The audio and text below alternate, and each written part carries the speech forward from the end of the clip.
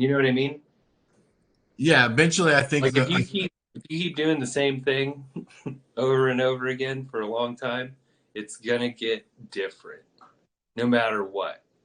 it's almost like you get so comfortable drawing it that you don't even need to like you just know where everything's going to be at. Like at this point, like I don't know how you are, but if I start drawing a dragon, I just need to know where the eyeball is, where the nose is, and where the tooth is, and I can lay everything out. And then Yeah, you somehow draw a my pretty dragon's no longer. decent dragon like that. You know what I mean? Say You got to say it take it again. down and refine it, but yeah. Say what you just said again. I was talking over you.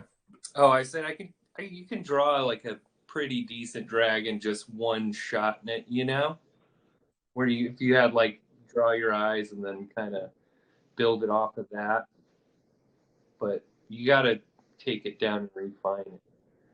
You know what I mean? Yeah, but if you draw 1,000 dragon heads, one day all of a sudden you're like, I'm doing the fucking whiskers in water, Yeah, or I'm going to do it like a prickly cactus.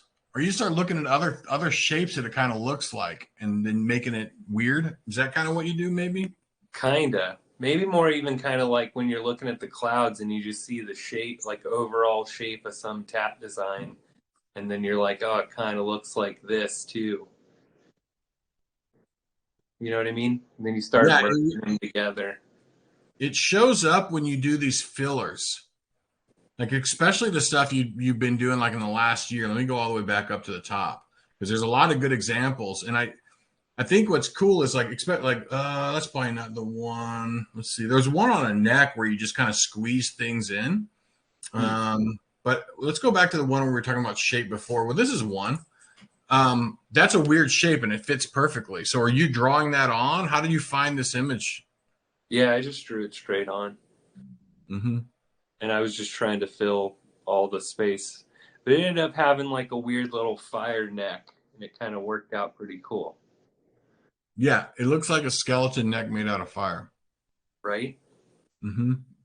And then, you know, how often did you actually have to uh, draw?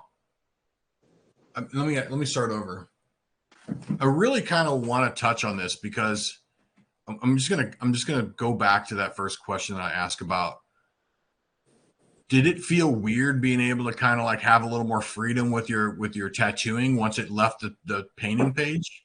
Like the first time you started doing oddball stuff, like did you think people weren't going to get it?